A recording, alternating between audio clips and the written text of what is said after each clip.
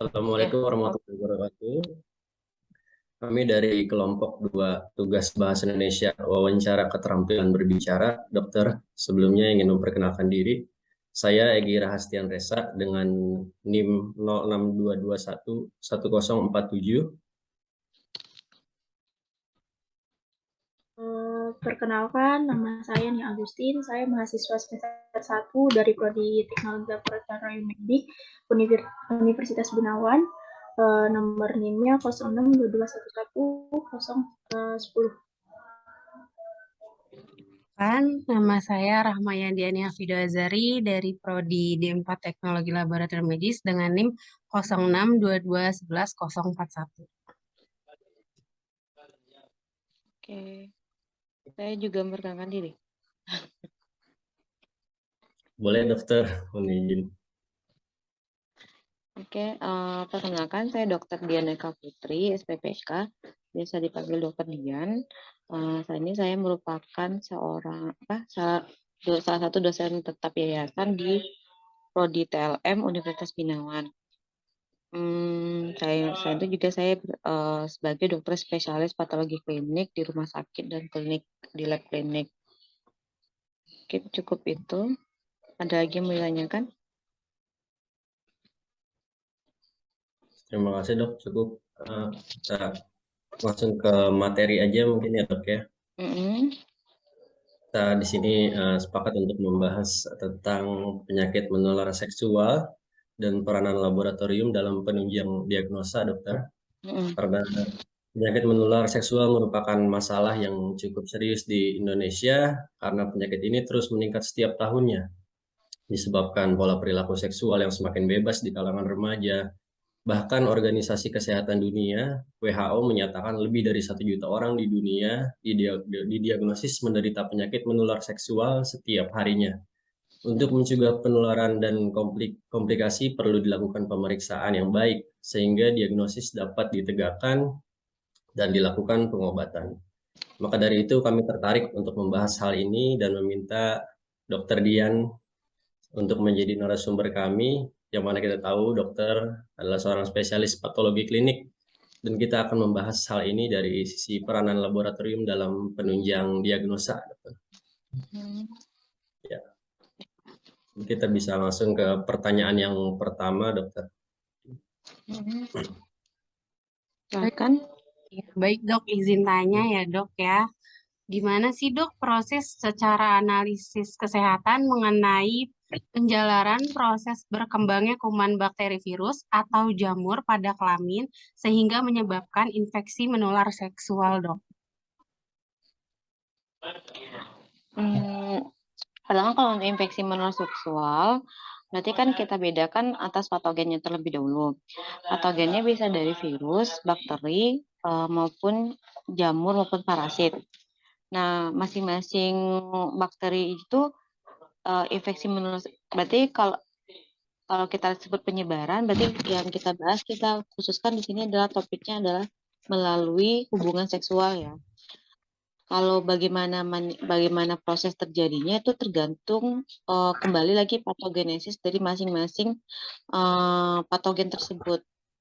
Intinya ada suatu kondisi di mana ada seorang karier yang membawa patogen tersebut, kemudian ketika dia melakukan hubungan seksual, baik itu pada pasangan yang sah maupun pasangan di luar pernikahan, dia menyebarkannya kepada pasangannya.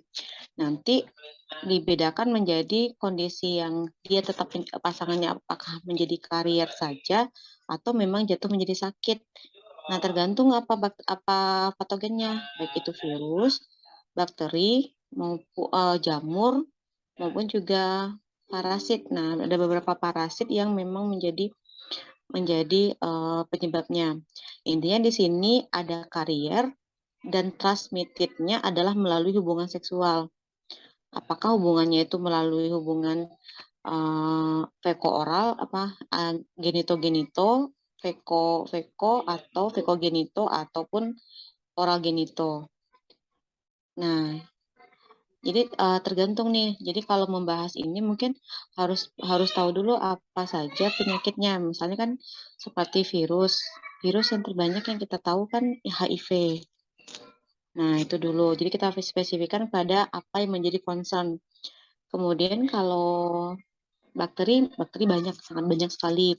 Yang paling concern itu sifilis terutama.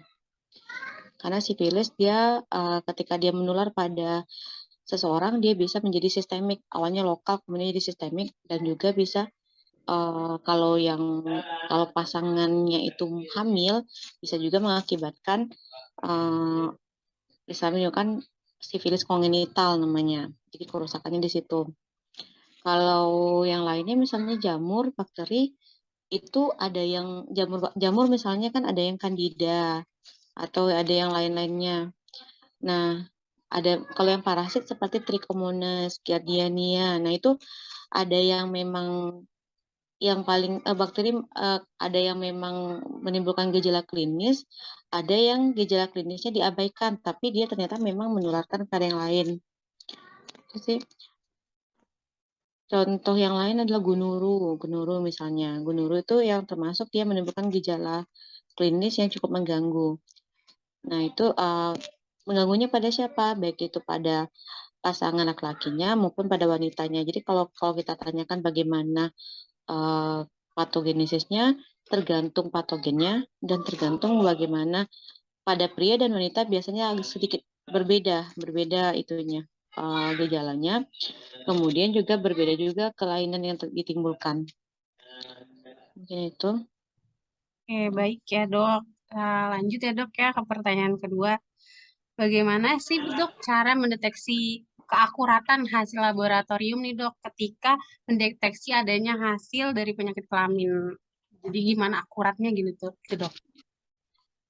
Kita sebut dengan infeksi menular seksual ya. Jadi karena itu sudah dipatenkan dan sudah menjadi kondisi yang memang sudah bahasa baiknya, misalnya bahasa yang bisa diterima semua pihak. Nah, kalau untuk penyakit, tentu kita tetap bahas. Biasanya jadi kita menerima sampel dari klinisi atau pasiennya dikirim langsung oleh klinisi. Nah, tetap klinisi awalnya akan mendiagnosis berdasarkan anamnesis, pemeriksaan fisik, kemudian nanti dia juga melihat tanda-tandanya yang lain, faktor risiko, ataupun biasanya infeksi menular seksual itu ditanyakan apakah dia memiliki faktor risiko. Faktor risikonya apa? Misalnya, apakah dia bagaimana perilaku seksualnya atau pasangannya atau pasangannya. Itu harus poin utama kedua-duanya. Kemudian ada juga, nah pasien akan dikirim berdasarkan itu pasien akan dikirim ke laboratorium atau sampelnya dikirim ke laboratorium berdasarkan apa keluhannya. Misalnya, kalau saat sekarang ini bisa saja pasiennya tanpa gejala atau dengan gejala. Kalau dengan gejala, tanpa gejala biasanya kita menerima pasiennya untuk screening. Screening apa aja? Sudah banyak yang sudah mulai screening. Apakah itu pasiennya, misalnya pasien yang berisiko tinggi. Contoh, dia memang melakukan perilaku seksual yang berisiko atau dia pengguna narkoba suntik. Nah, itu memang mungkin dari screening akan diketahui. Jadi walaupun tidak ada gejala, kita lihat dari screening. Screening terbanyak tentu adalah menggunakan rapid test. Kalau kita sebut rapid test ini yang paling banyak digunakan prinsipnya adalah reaksi antigen antibodi. Berarti kita mendeteksi secara tidak langsung ada nggak sih penyakit pada pasien. Kalau ada penyakit, wajarnya kalau dia terinfeksi muncul antibodinya. Kalau muncul antibodi, diasumsikan bahwa terdapat infeksi di dalam tubuhnya. Contoh HIV. HIV kan ada teman-teman kenal dengan rapid test anti-HIV. Ya? Iya. Nah, contoh pada ibu hamil dengan sifilis. Oh, ibu sifilis sudah termasuk salah satu screening pada ibu hamil. Jadi screening infeksi menular seksual pada ibu hamil. Apa prinsipnya? Prinsipnya adalah adanya antibodi terhadap baik itu spesifik ataupun tidak spesifik pada patogen tertentu. Contoh sifilis itu ada RPR, TPHA maupun antibodi rapid test sifilis. Jadi kalau ada antibodi, oh berarti ini presuntifnya ada penyakit di dalamnya. Nah, mungkin itu dulu. Kalau yang udah ada keluhan, berarti tergantung keluhannya bagaimana. Keluhannya apa? Misalnya, keluhannya itu adanya keputihan, leukore misalnya. Berarti ada gangguan di daerah kewanitaan. Berarti kita akan melakukan pemeriksaan. Biasanya pasiennya apakah disuruh datang ke labor, tapi jarang ya, atau dikirim sampelnya, sampel swab vaginanya untuk diperiksakan apakah terdapat patogen atau tidak. Berarti itu menemukan patogen. Jadi yang terbaik itu kan sebenarnya menemukan patogennya ya. Kalau yang itu kan berarti bisa dengan pemeriksaan gram. Pemeriksaan gram atau pemeriksaan langsung dari parasitnya. Kita temukan parasitnya pada sedia basah. Berarti apa saja lagi yang menemukan patogen? Contohnya gunuru. Berarti kita temukan diplococcus pada swab, baik itu swab pada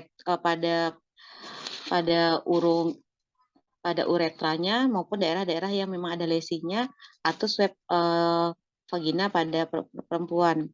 Jadi itu pewarnaan gram. Tujuannya apa? Menemukan patogennya. Kemudian apalagi? Misalnya contoh pada sifilis, kalau dia memang masih ada lesi aktif, berarti yang kita upayakan untuk memeriksa ulkus durumnya dengan melihat apakah terdapat ditemukannya treponema pallidumnya yang berbentuk spiral. Berarti itu prinsipnya adalah menemukan lesi aktif. Kemudian misalnya kalau jamur juga kan, jamur menemukan adanya jamur, berarti pewarnaan apa? Misalnya kita oduh kandidanya, kita mau cek, kita berikan pewarnaan KOH, kita periksa secara mikroskopis, berarti kita temukan adanya Leptospora atau Pseudohypha misalnya, berarti kan menemukan patogennya. Jadi itu prinsip pertama menemukan patogennya atau menemukan adanya reaksi antibodi, Jadi kalau adanya antibodi, presumptif ada patogen dalam tubuhnya. Oke. Apalagi misalnya kalau coba kasih contoh apa mau pemeriksaannya. Misalnya pada HIV, kalau presumptif awalnya dia adalah ada HIV, berarti kan yang sebenarnya menemukan RNA virusnya kan. Nah, itu juga jadi pemeriksaan molekuler atau nucleic acid test untuk menemukan benarkah ada virus HIV-nya dan berapa kopikah virus HIV itu di dalam darah manusia. Nah, nanti dihubungkan juga dengan tata laksananya. Berarti tata laksananya adalah CD4-nya bagaimana? Ada lagi pemeriksaan CD4 statusnya. Prinsipnya adalah ada pemeriksaan itu sama, ada memang karena ada gejala atau karena ada faktor risiko. Contoh misalnya kan memang orang-orang yang beresiko itu memang melakukan pemeriksaan yang rutin. Nah, pemeriksaan rutin itu dilakukan dengan menilai adanya antibodi ataupun langsung menemukan adanya RNA. Kalau antibodi berarti kan sudah ada infeksi dulu kan baru kejadiannya. Kalau menemukan RNA berarti dia menemukan adanya partikel virusnya di dalam atau partikel virusnya di dalam darahnya. Ada lagi pertanyaannya?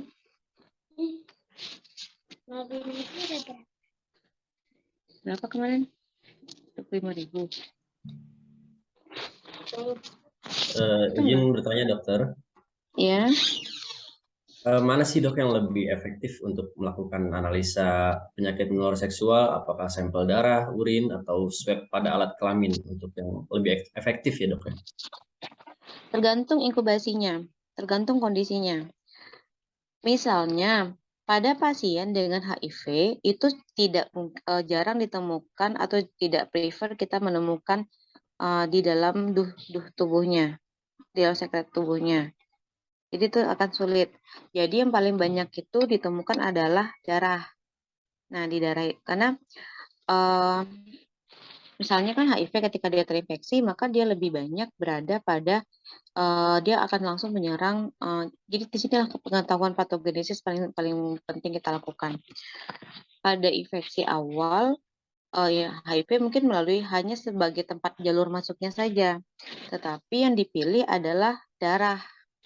Misalnya, kalau untuk sifilis tergantung stadiumnya. Kalau pada stadium awal yang memang sedang ada ulkusnya, ulkus durum itu adalah khas bahwa di situ terdapat adanya ulkus dengan pinggiran tinggi, tapi dia bersih ulkusnya, menggunakan ulkus durum. Nah, itu ada cairannya, barangkali bisa ditemukan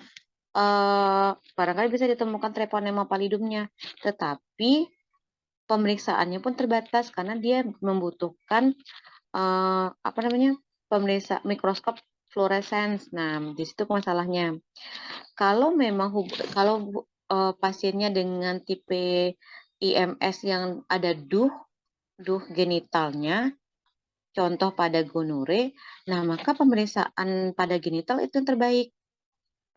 Jadi memang di sini pengetahuan apa sih infeksinya, jadi minimal infeksi terbanyak, misalnya di kota besar ini infeksi terbanyaknya apa. Infeksi menular seksualnya bisa virus, bakteri, patogen misalnya. Nah, ada beberapa jenis parasit, itu memang terbaik adalah menemukan, misalnya kayak chlamydia misalnya, trichomonas, memang terbaik adalah menemukan patogennya dari apusan duhnya, apusan sekret genitalnya. Memang itu terbaik. Nah, ada satu lagi seperti HPV. HPV itu human penyebab cervix, CA cervix. Nah, kalau CA cervix itu yang kita lakukan adalah pemeriksaan pada sel-sel dari bukan menemukan itu ya, tapi kita cari adalah pemeriksaan sel-sel, perubahan sel-sel pada cervixnya. Nah, itu berarti swabnya, brushnya berbeda kan. Memang salah satu yang lainnya adalah menemukan virusnya, tapi terkadang kalau untuk menemukan virus susah ya. Jadi ada dua macam, berarti modalitas kita itu berkembang ya, Misalnya kalau kita bilang, kita gold standarnya adalah menemukan patogen. Kalau menemukan patogen, tetapi banyak juga kondisi di mana pengambilan sampel yang susah atau biakan yang susah. Nah, itu mengakibatkan malah 50-60% hanya sensitivitas dari pemeriksaan kultur langsung itu. Jadi ternyata memang adanya antibodi pada sampel darah paling banyak digunakan saat ini. Jadi untuk melakukan pemeriksaan yang efektif kembali lagi ke diagnosa awal si pasien ya, Dok ya? Iya. Jadi kalau kita sebagai patologi klinik, baiknya memang membuat komunikasi yang baik dengan klinisi. Nah, juga membekali diri kita tentang patogenesis. Jadi, apa aja sih kasus-kasusnya yang banyak? Nah, khas nanti yang akan ditemukan pada kasus itu adalah, ini kalau gejalanya seperti ini, perlakuan sampelnya ini, perlakuan sampelnya seperti ini, dan nanti medianya ini, nah contoh kan medianya ini, nah nanti akan saya harapkan temukan ini. Misal kayak gonuru, sebaiknya bedside misalnya. Nah, kalau kita nggak tahu bahwa ternyata sediaan gonuru itu terbaik itu adalah apusannya dibuat dengan kondisi bedside. Jadi mungkin tugas kita menyampaikan kepada klinisi, Dok, kalau untuk pasien gonuru sebaiknya dipersiapkan. Jadi dipersiapkan bahwa ketika dia diambil sampelnya, kemudian langsung dibuatkan apusan.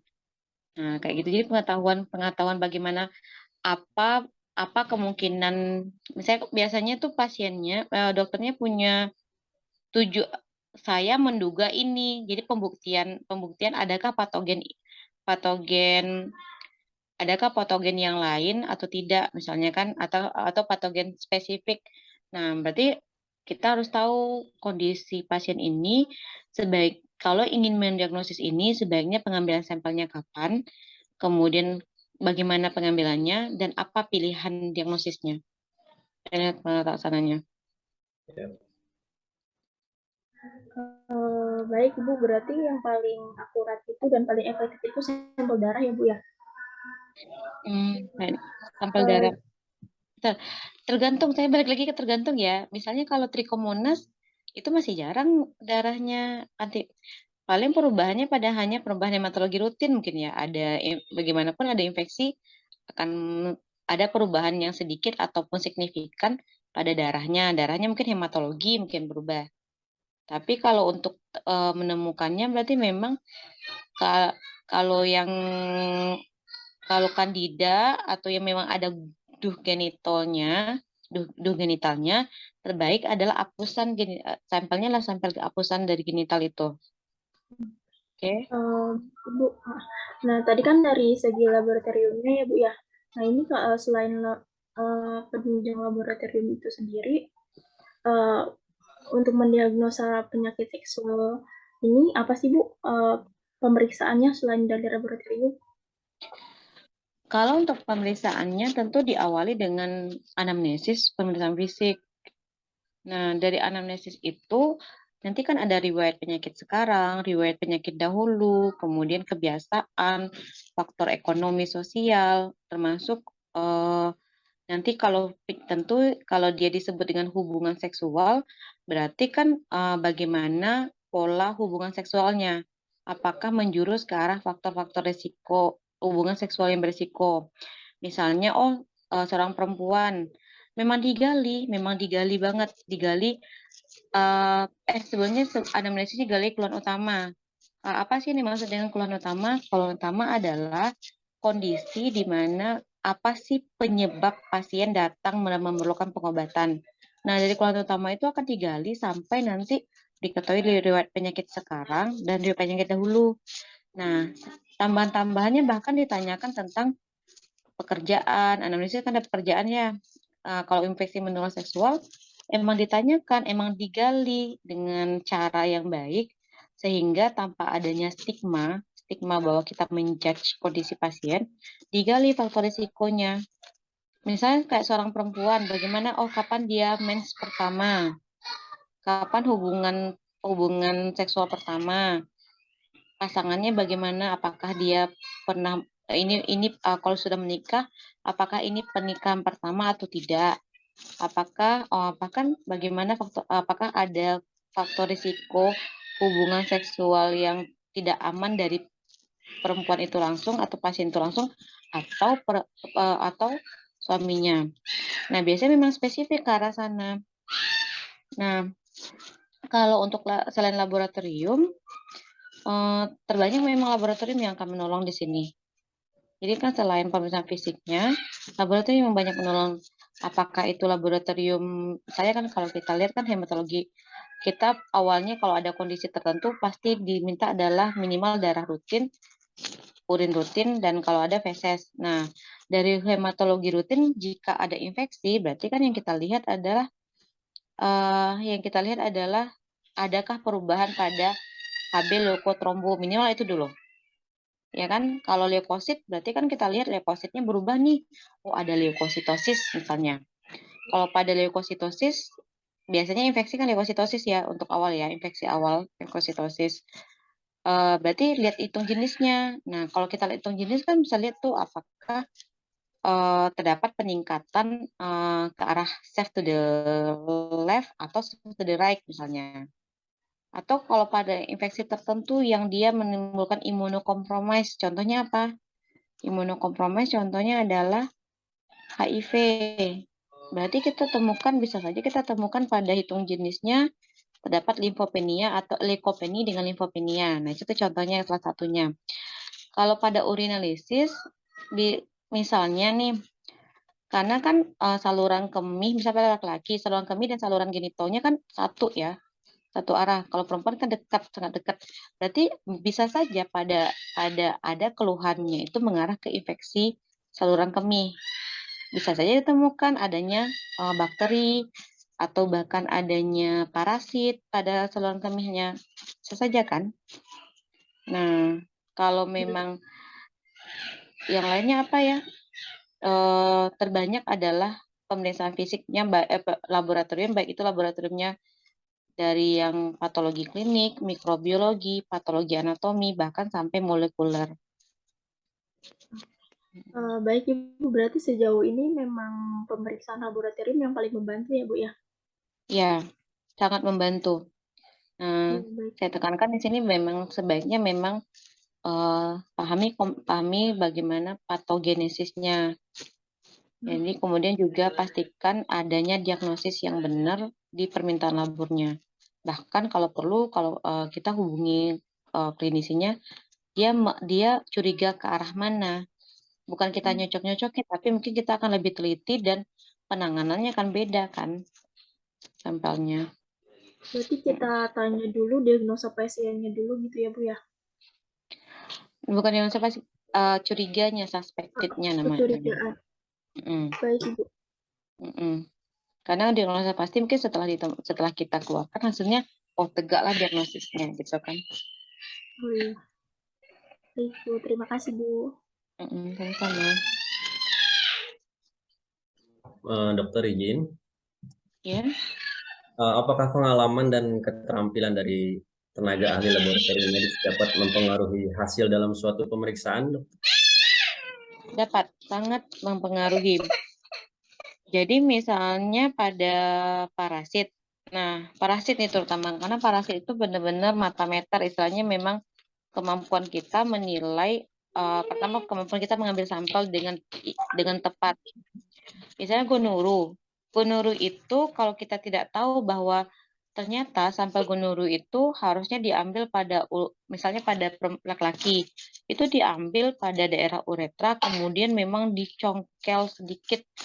Nah, baru langsung dibikin apusan, langsung dibikin apusan, apusannya di objek glass, kemudian langsung dibikin apusannya di apa?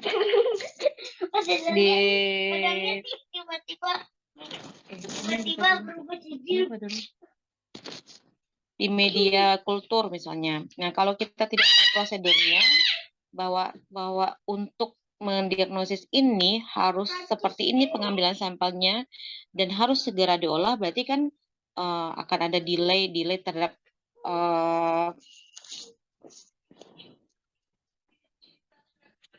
terhadap penanganan sampel. Jadi bisa saja yang harusnya ditemukan patogennya tidak ditemukan.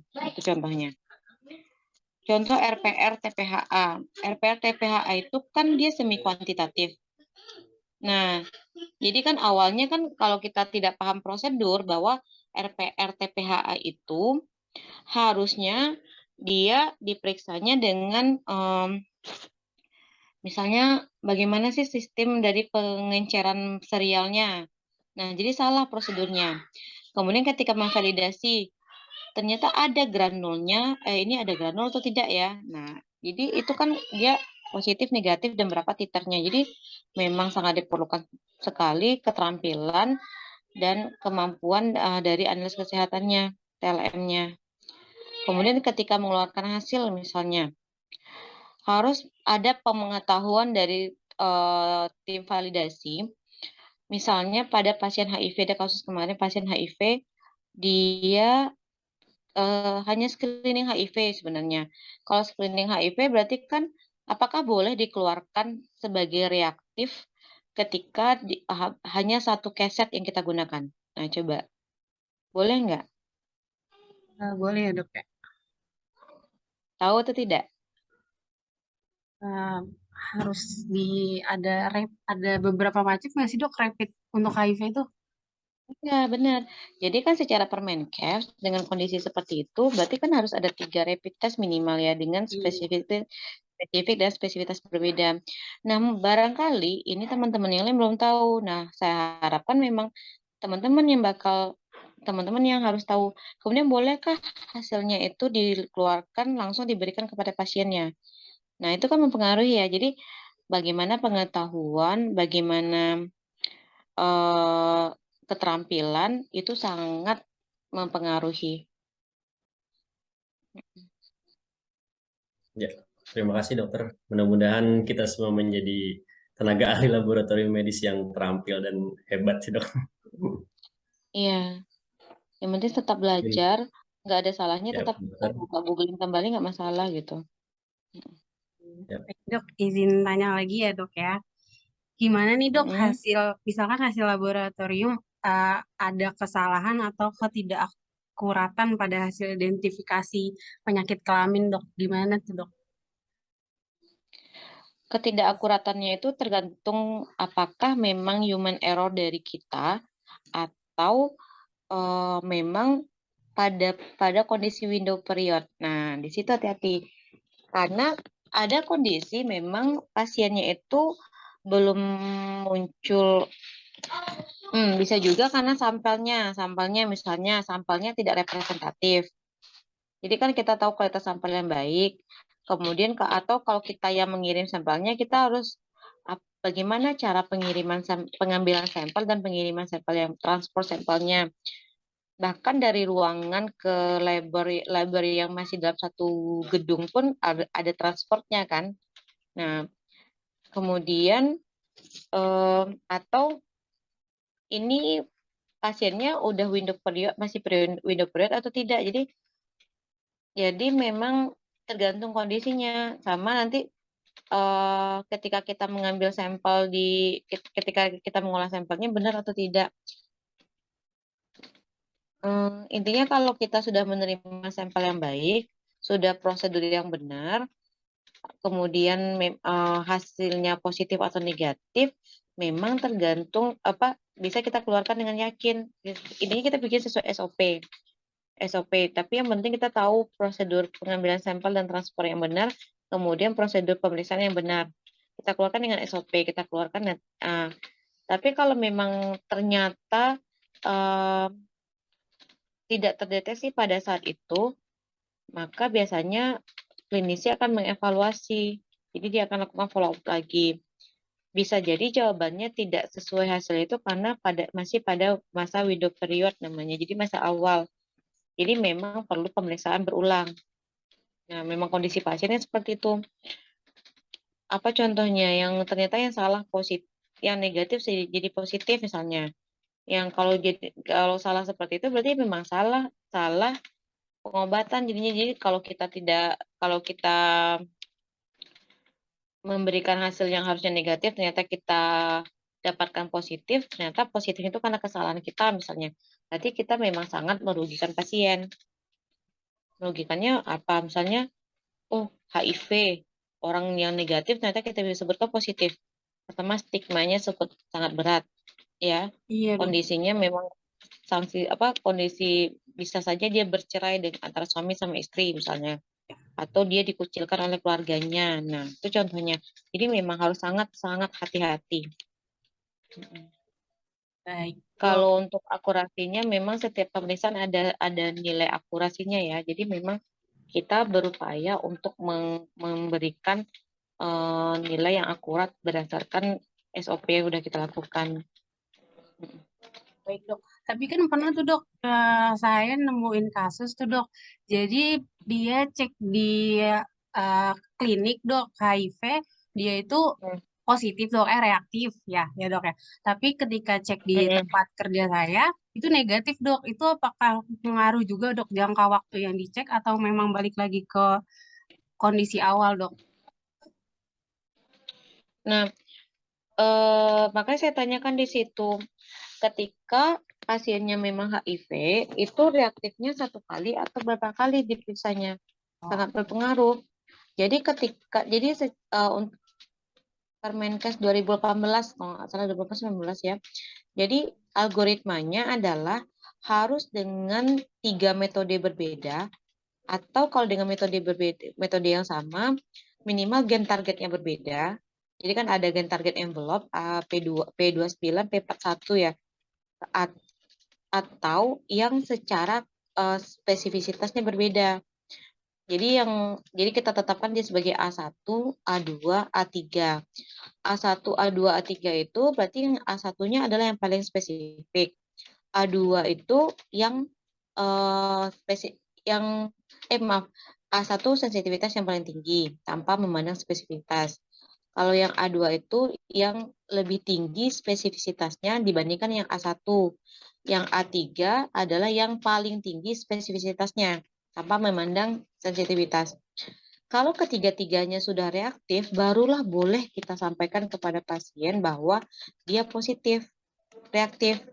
Tapi kalau ada salah satu di antaranya dia tidak reaktif, berarti A1, A2 reaktif, yang satunya non reaktif, atau A1 reaktif, dia kan harusnya kan A1 dulu yang reaktif baru diteruskan ya. Iya, Dok. Jadi makanya tidak semudah itu mengeluarkannya. Bisa saja yang di luar itu dia rapid testnya 1 kali juga kan. Jadi kalau dia tidak keluar hasilnya, tidak sesuai, misalnya tidak ketiga-tiganya positif, berarti yang kita keluarkan adalah inkonklusif. Tidak boleh kita keluarkan reaktif. Nah, itu masalahnya kalau untuk infeksi menular seksual, dia memang merupakan hal yang sensitif, hal yang ada istilah tabu di dalamnya. Jadi memang hati-hati terhadap mengeluarkan hasilnya. Biasanya kita memang mengarahkan kalau dia reaktif, kita mengeluarkan hasilnya tidak ke pasiennya, tapi kita menghubungi kepada klinisinya. Itu salah satunya.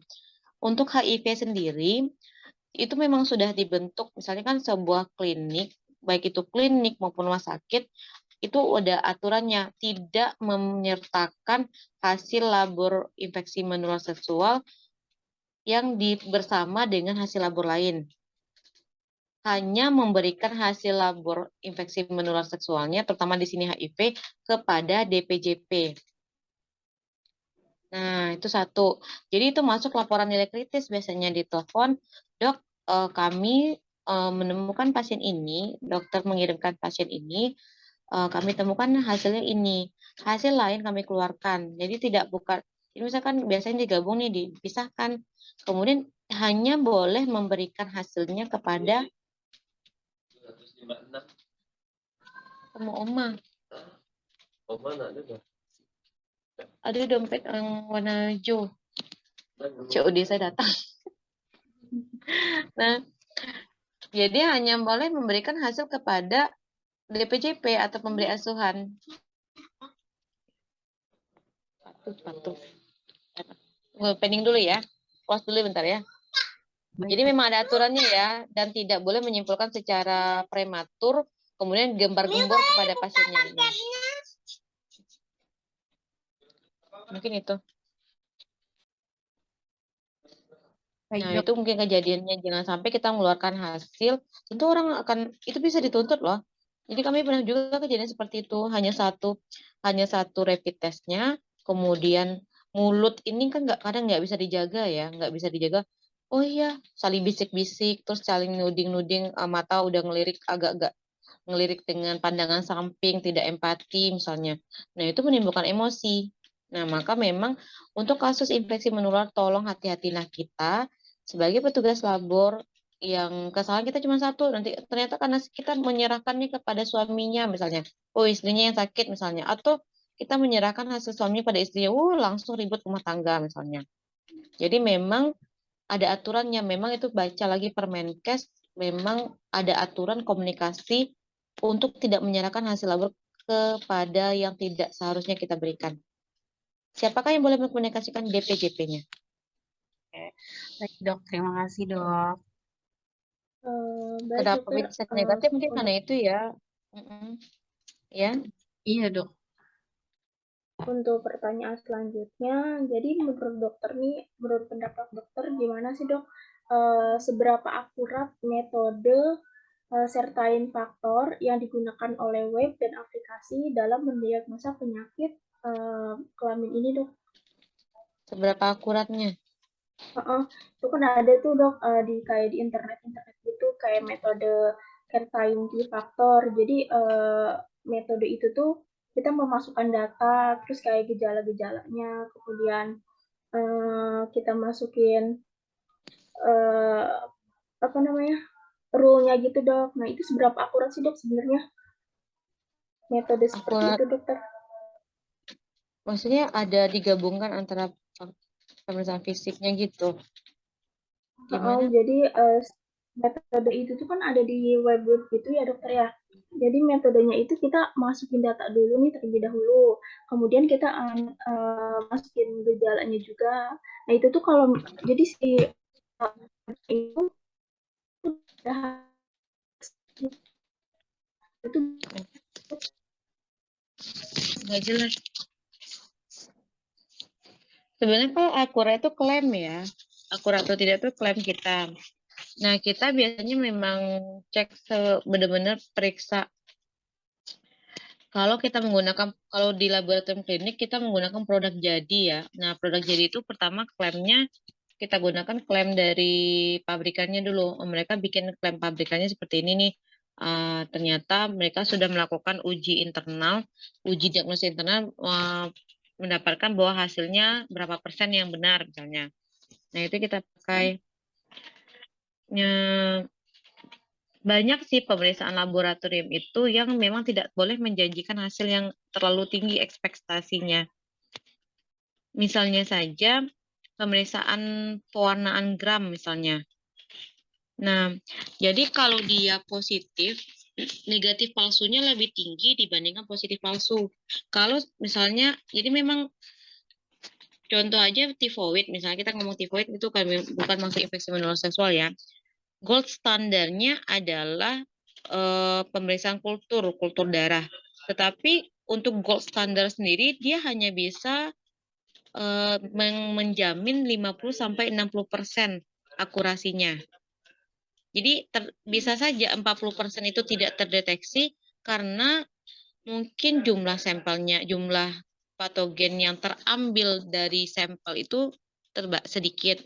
Nah, itu maksudnya yang akurasinya. Jadi memang kalau misalnya HIV, kalau HIV tergantung dari lama kapan sih dia terinfeksinya. Nah, itu kan kadang kita nggak tahu ya. Jadi pada 2 bulan pertama bisa saja antibodi belum terbentuk. Misalnya kita mau cek antibodi nih. Jadi memang tergantung pada kondisi pasien.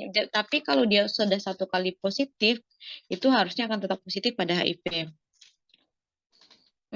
RPR sama TPHA. Nah, misalnya pada sifilis, ada berbagai penyakit yang memang menginterferensi. Jadi memang pengetahuan kita apa saja sih kondisi-kondisi yang ternyata dia bisa menimbulkan positif palsu maupun negatif palsu. Jadi memang harus kombinasi antara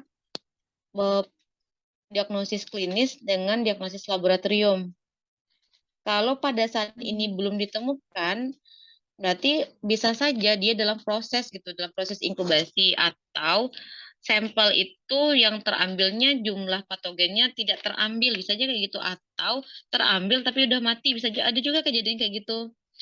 Misalnya pada pasien dengan dufagina yang dikirim, ternyata dikirimnya nggak pakai amis misalnya, atau dia nggak pakai NaCl misalnya, ternyata nggak ada lagi, udah mati patogennya nggak, sehingga tidak terdeteksi. Maka di situ kalau akurasi ya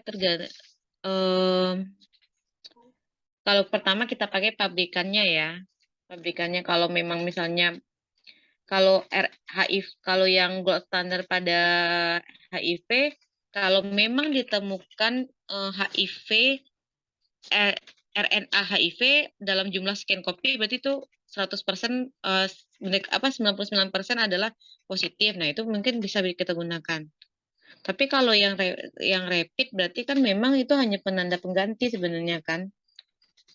Cuman dia punya klaimnya adalah klaim 99,9%. Nah, kita ambillah dari klaim pabrikannya dulu. Bahwa kalau dia benar-benar ada positif, berarti itu adalah positifnya true positif.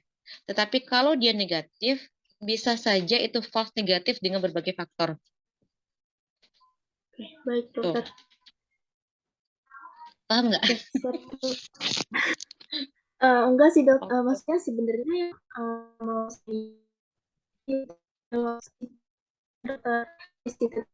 mereka tuh nyediain kayak metode certainty faktor ini kayak untuk kita tuh terjangkit penyakit seksual nggak sih gitu. Jadi kita kayak masukin data dulu nih dokter, masukin data, terus kita masukin gejala kita, kayak rule-nya juga. Nah baru nanti di webnya itu kayak ada perhitungan gitu dokter. Sebenarnya ya. Jadi berapa persentase itu hasilnya? Ya seperti itu dokter maksudnya. Nah itu tuh akurat nggak sih dok? Atau emang kita harus tetap ke dokter terus melakukan pemeriksaan laboratorium? Itu Itu harus wajib, seperti apa tetap gitu wajib. dokter? Jadi salah satu kuesioner itu kan juga ada tergantung kuesioner itu saya nggak tahu ya, mungkin teman-teman dapatnya dari mana. Nah, kuesionernya itu sudah teruji atau tidak, dan wajarnya kuesioner yang baik itu plus dengan kuesioner ya, ada formnya gitu ya.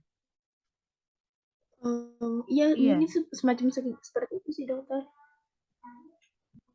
Mungkin saya kurang paham itu. Jadi sebenarnya kalau kuesioner yang baik itu malah dia memang minimal ada screening.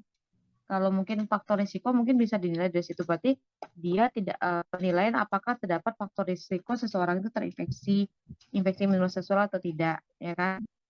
Mungkin bisa di situ. Tapi mungkin dia akan berisiko kecil untuk terinfeksi menular seksual yang karena faktor risiko seksual yang berganti-ganti misalnya yang tidak. Tapi kalau pastinya mungkin namanya kuesioner juga itu hanya pendekatan ya. Pendekatan berarti kan bukan Seharusnya lebih yang ke pasti, jadi nggak bisa asesmen diprediksi. awal saja ya dok. Ya, mungkin asesmen awal kita berisiko nggak sih terhadap ini. Tapi tentu kalau ingin akuratnya tentu harus cek ke dokter sama cek laboratorium salah satunya. Dokter ya. Baik dokter. Izin dokter. Ada lagi? Ya. Apa yang dimaksud dengan CD4 dan viral load itu apa ya dok? Oke, CD4 itu jadi kan pertama viral dulu ya. Viral load itu berarti ketika kita mendeteksi adanya infeksi pada yang disebutkan virus. Virus itu terutama di sini adalah HIV sama HBsAg itu HBV-DNA ya, HBV-DNA, HCV-RNA. Nah kan ada dua tuh yang RNA, HBV-DNA. Jadi biasanya kita ambil adalah HIV, HBV-DNA sama HCV-RNA. Jadi nanti pemeriksaannya adalah menemukan adanya berapa kopi virus yang ada di dalam darah. Jadi sampelnya darah misalnya. Jadi berapa kopi virusnya. Berarti viral load itu melihat berapa sih viremianya jumlah virus di dalam yang beredar pada sirkulasi pasien, itu viral load. Semakin banyak virusnya, tentu semakin tinggi tingkat infeksinya dan semakin buruk prognosisnya. Ya, kalau CD4 itu CD itu adalah klaster diferensiasi. Jadi setiap sel kita tuh punya klaster diferensiasinya. Nah, di sini yang dimaksudkan CD4 itu adalah klaster diferensiasi pada limfosit T. Limfosit T itu macam-macam, ada limfosit kan ada dua ya, limfosit T, limfosit B. Nah, limfosit T itu nanti ada CD4 dan CD8, nama CD8. Itu cuma salah satu di antara beberapa jenis-jenis virus limfositnya. Kalau pada HIV, dia menyerang retikulo endotelial. Jadi dia menyerang di retikulo endotelial system. Apa yang paling diserangnya adalah limfosit. Limfosit yang mana? Limfosit T. Yang mana? Yang limfosit yang mempunyai reseptor CD4. Nah, kenapa CD4? Karena dia masuk ke dalam sel itu adalah sel-sel yang ada reseptor CD4-nya. Virus itu sifatnya dia tidak bisa hidup di luar sel. Jadi dia numpang hidup. Numpang hidupnya di mana? Terbanyak adalah pada limfosit T CD4. Udah hidup dia ngapain? Oh, ternyata dia bereplikasi, kemudian dia keluar lagi lepas. Nah, dia membunuh sel-sel CD4 itu. Jadi biasanya kapan jadinya HIV? HIV kan terinfeksi ya. Adanya infeksi human immunodeficiency virus kan.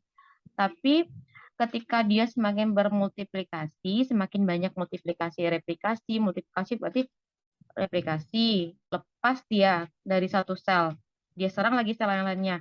Sel yang tadi itu hancur, sifatnya sitotoksik, menghancurkan. Jadi sel CD4-nya hancur. Jadi viral-nya makin tinggi nih. Jadi berbanding terbalik biasanya.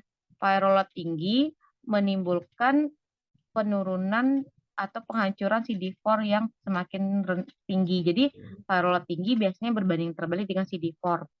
Satu lagi, infeksi itu juga menimbulkan Umar. Main. Please.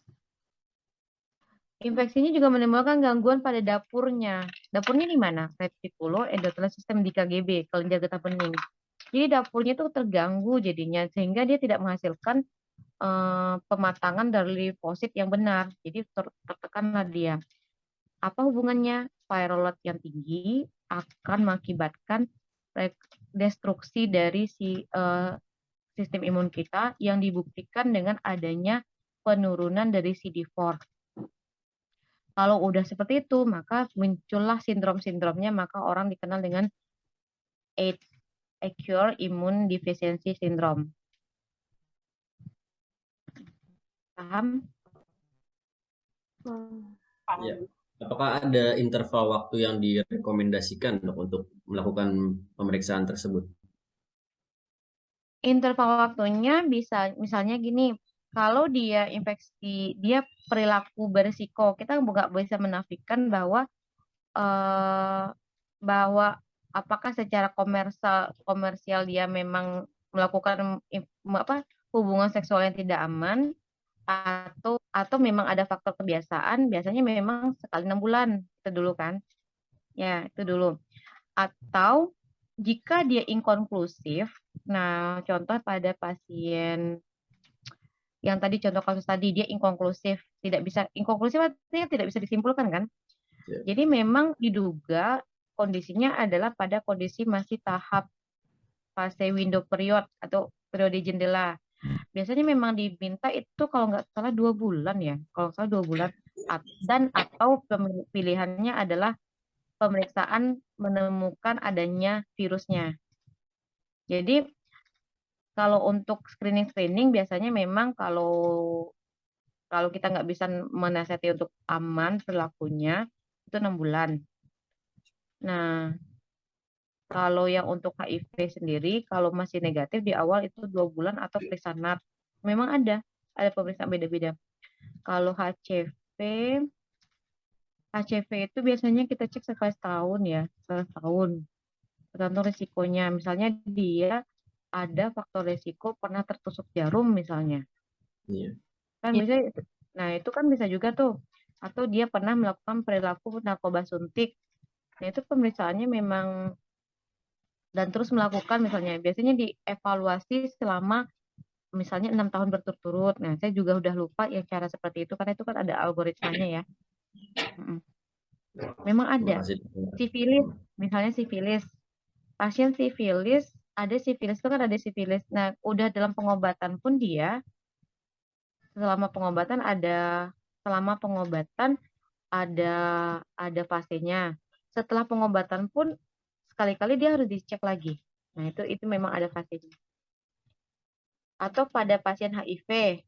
Biasa pasien HIV atau dia perilakunya LSS ya, seks lelaki. Itu beresiko untuk HIV dan sifilis. Nah, memang ada fasenya. Saya ngangkat kasus itu dulu kalau nggak salah. Saya lupa, memang ada jadwalnya. Jadi memang dianjurkan jadwalnya. Iya, ada jadwalnya sekali setahun, sekali 6 bulan. Kalau dia udah bisa meninggalkan kebiasaan itu, sekali berapa dia cek. Kalau dia masih dengan kebiasaan yang sama, itu dicek sekali berapa, ada periodiknya. Mungkin kita sama-sama baca lagi ya. Mungkin disesuaikan juga dengan pengobatan dari dokter DPJP-nya juga ya dok ya? Iya, nanti DPJP punya target jangka pendek atau jangka panjang. Siap. Kalau jangka pendek berarti dia lebih cepat ceknya. Kalau dia jangka panjang nanti ada juga ceknya. HIV juga gitu. Pasien yang sudah terinfeksi HIV secara regularly dia cek CD4 dan viralite. viral load. Dulu pemeriksaan CD4 itu dulu tidak langsung diberikan ARV ya. Jadi kita harus update ilmu. Dulu tidak langsung diberikan antiretroviral, tapi sekarang kapanpun dia terinfeksi, terdiagnosis HIV, maka langsung diberikan antiretroviral tanpa memandang CD4. Nah, kayak gitu. Terus diminta untuk cek sekali 6 bulan misalnya. Nanti sama-sama deh kita cek, saya lupa kapan-kapannya.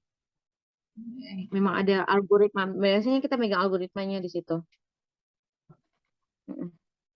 Ya, terima kasih dokter. Baik dokter, selanjutnya pesannya ini kan untuk penyakit penularan seksual ini kan banyak nih dokter berita-berita di luar sana yang kita tuh belum tahu itu benar atau salah gitu dokter. Nah, di sini tuh aku mau nanya nih dokter, ada pertanyaan mitos atau fakta gitu dokter. Nah, yang pertama itu mitos atau fakta sih dokter, infeksi menular seksual itu dapat ditularkan melalui penggunaan toilet umum? Kalau secara toilet umum itu kalau virus enggak rasanya, harusnya enggak.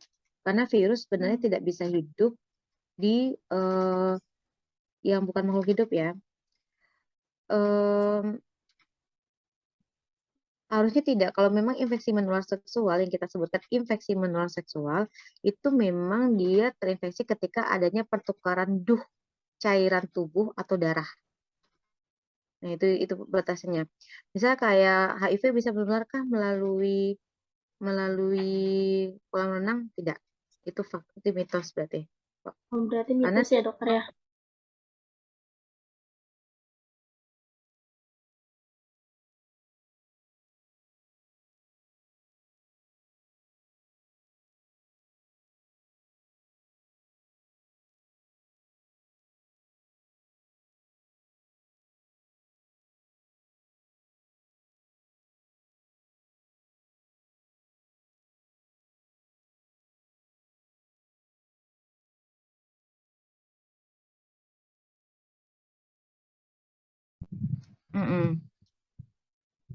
Jadi misalnya kayak ya apakah genito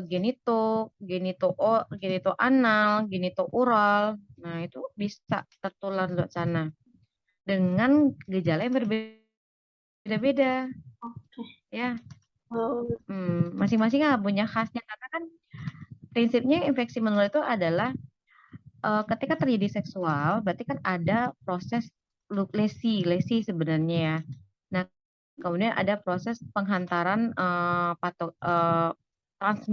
transmisi itu kan kayak numpang lewat ya, numpang lewat penyaluran atau apa gitu melalui cairan-cairan atau cairan-cairan yang dikeluarkan melalui seksual. Nah, ada proses lukanya. Jadi kalau genito juga ada luka lesi kecil misalnya kan. Nah, di situ tempat masuknya. Peko oral juga ada luka misalnya. Nah, untuk yang terakhir mungkin mitos atau fakta sih dokter, kalau misalkan seseorang nih udah terkena penyakit penularan penyakit seksual ini, dia tuh hidupnya nggak bakal lama lagi dokter. Kan sering tuh, oh iya nih udah kena penyakit HIV misalkan, saya hidupnya nggak bakal lama lagi. Nah, itu benar atau salah sih dokter? Nah, tergantung pengobatannya. Jadi tergantung pengobatan dan tergantung rekonstruksi pertama apa ya, infeknya kayak gonoro itu orangnya bisa hidup bertahun-tahun dan terus menularkan. Jadi dia pengobatannya gampang banget sebenarnya kayak gonoro misalnya. Tapi dia bisa relapse kembali. Kalau HIV sifilis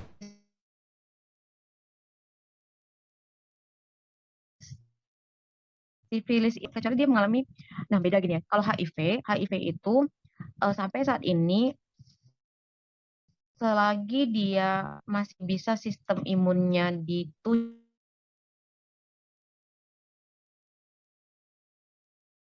menekan dari replikasi virusnya.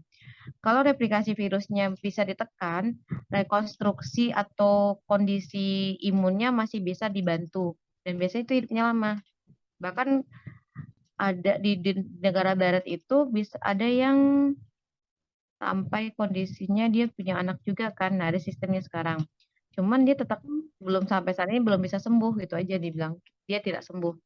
Cuman kalau dia terlambat penanganannya, terlambat kondisi tubuhnya sehingga dia menjadi AIDS, nah itu terjadi berarti kondisinya sudah terlambat.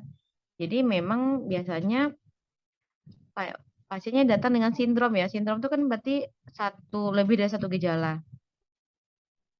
Infeksi menular yang lain misalnya kayak keputihan yang disebabkan tremor itu mungkin tidak akan mengganggu sampai menimbulkan kelainan gangguan sampai meninggal, tidak, cuman mungkin ada rasa gatal yang terus menerus atau dia munculnya dengan kok nggak hamil-hamil ternyata karena keputihan atau nggak nyaman, nggak pede, bau misalnya, mungkin seperti itu. Jadi tergantung pas penyakitnya apa. Kalau untuk pengobatannya itu sendiri, dokter, pengobatan apa sih dok yang paling efektif ini untuk pengobatan penyakit menular seksual ini dok? Untuk penyakit menular seksual, jadi identifikasi apa itu patogennya sangat penting, ya. Jadi kalau pengobatan itu kan ada pengobatan secara farmakodinamik sama non farmakodinamik. Kalau farmakodinamik adalah non farmakodinamik dulu berarti hentikan aktivitas yang berisiko itu dulu. Yang kedua berarti kan berlaku hidup bersih dan sehat ya. Nah, menunjang makanan, psikologis juga. Kalau farmakodinamik berarti pertama menghilangkan gejala, yang kedua membunuh patogennya. Jadi kalau membunuh patogennya wajib tahu misalnya kalau bakteri ya obatnya antibakteri atau antibiotik.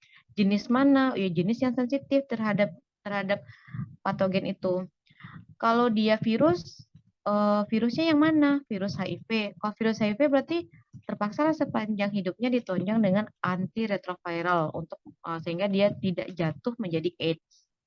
Kalau dia ternyata misalnya infeksi menularnya bisa juga melalui HBsAg maupun HCV misalnya, berarti memang harus diberikan interferon tertentu sehingga menghambat replikasi virusnya. Jadi memang tergantung. Kalau dia jamur, tentu pemberian obat anti jamur. Kalau parasit, tentu pemberian obat antiparasit, contohnya metronidazol. Jadi peran kita mengetahui ada atau tidaknya patogen itu sangat penting. Karena obat berdasarkan itu, walaupun mungkin klinisi juga bisa memberikan pengobatan berdasarkan empiris aja, berdasarkan pengalaman namanya. Secara literatur, kalau gejalanya ini biasanya disebabkan oleh ini. Kan mereka berikan antibiotik atau anti parasit atau anti jamur atau antiviral misalnya. Kemudian simptomatik ya, simptomatik itu artinya mengobati gejalanya. Misalnya pasiennya mengalami gatal-gatal, tentu diberikan obatnya anti gatal, anti pruritus, antihistamin, misalnya kayak gitu. Kemudian penunjangnya biasanya apa? Yang bisa membantu kondisi imunnya baik. Karena sebenarnya sifat dari antivirus, antibakteri itu adalah dia menekan perkembangan virus sehingga perkembangan patogennya sehingga imun sempat untuk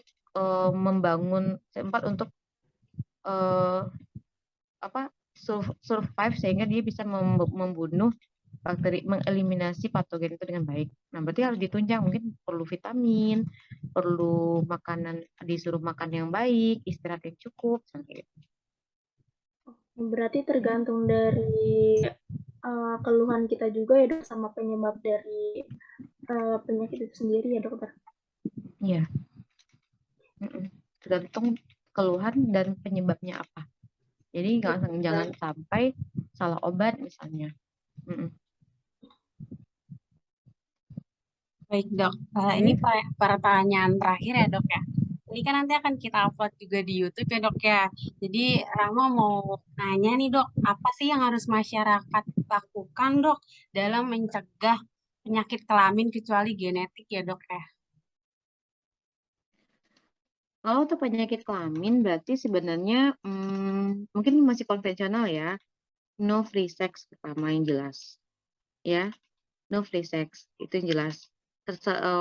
secara agama, secara moral, etika, saya masih penganut no free sex. No sex before marriage, satu lagi. Kemudian setia pada pasangan. Nah, pasangannya saya berarti kedua-duanya. Ada juga yang udah nikah setelah tidak cukup cukup melakukan hubungan seksual hanya dengan pasangan yang sah. Tuh. Kemudian kalau memang tidak bisa juga, nggak bisa juga, tolong pakai perlindungan. Tuh, jadi kan ada pencegahan tuh ada primer, sekunder, tersier ya. Iya. Jadi pakai kondom bagi kalau tidak bisa juga misalnya. Jadi kita harus lihat nih, di TLM juga ada Promkes kan harusnya. Jadi tolong pakai kondom. Kita berharap bahwa dengan kondom nanti tidak masuk, ada pori-porinya masih bisa menahan partikel-partikel virusnya atau bagaimana. Kemudian melakukan hubungan dengan tetap menjaga perilaku hidup bersih dan sehat. Kemudian ada etika-etika dalam misalnya etika cebok itu perlu diajarkan. Jadi kan kita harus tahu bahwa genito sama anus itu dekat kan. Jadi itu ternyata cara kita cebok saja bisa menimbulkan pindah yang harusnya bakteri itu hanya normalnya di saluran cerna, pindahlah dia ke daerah vagina maupun daerah uretra sehingga menimbulkan infeksi ISK ataupun putihan. Itu satu. Berarti harus bersih-bersih. Kemudian setelah melakukan hubungan seksual wajib pipis. Nah, misalnya kayak gitu, wajib pipis, wajib bersih-bersih, wajib cebok, itu wajib. Itu memang harus kita sampaikan kepada semua orang, karena itu kan juga pada yang berhubungan seksual dengan pasangan sah pun juga harus tahu. Kemudian ya intinya sih, jadi paling penting adalah untuk infeksi menular seksual, ilmu agama, ilmu tentang hubungan keharmonisan keluarga itu penting dijaga. Ikhtiar kita adalah dengan mencegahnya terutama. Sama jangan segan untuk screening, cek, konsultasikan jika ada keluhan, baik itu hanya keputihan, itu wajib dilakukan untuk pemeriksaannya. Kemudian pada orang yang beresiko wajib lakukan screening secara gradually, annually atau minimal annually. Kemudian wajib paham ada beberapa penyakit yang memang sudah masuk ke program nasional untuk dilakukan pemeriksaan. Misalnya pada screening ibu hamil, contohnya itu. Screening ibu hamil itu mulai dari HIV, sifilis, HBsAg. Jadi kalau kita nggak dapat, misalnya kita cek ke, misalkan ada yang kita cek ke bidan, dia nggak ngasih, berarti tolong diingatkan dan tolong diminta. Kalau mereka tidak melakukan pelayanan karena masalah dana, berbesar hatilah kita untuk melakukan pemeriksaannya. Gitu. Baik dok, terima kasih. Oke. Baik dokter, terima kasih banyak atas waktu dan kesempatannya yang telah dokter berikan kepada kami. Semoga pertemuan ini bermanfaat bagi kita semua. Mohon maaf apabila ada kata-kata yang kurang berkenan. Semoga kita dapat berdiskusi kembali pada kesempatan lain. Dok. Oke, terima kasih banyak atas kepercayaannya. Terima kasih juga teman-teman, semangat, tetap semangat ya. Iya dok. Semoga bermanfaat. Saya juga mohon maaf kalau ada kata-kata yang kurang atau kata-kata yang salah ya. Baik dok. Oke. Terima kasih banyak dok atas waktunya. Nah, sama-sama. Baik. Baik dok. Ya.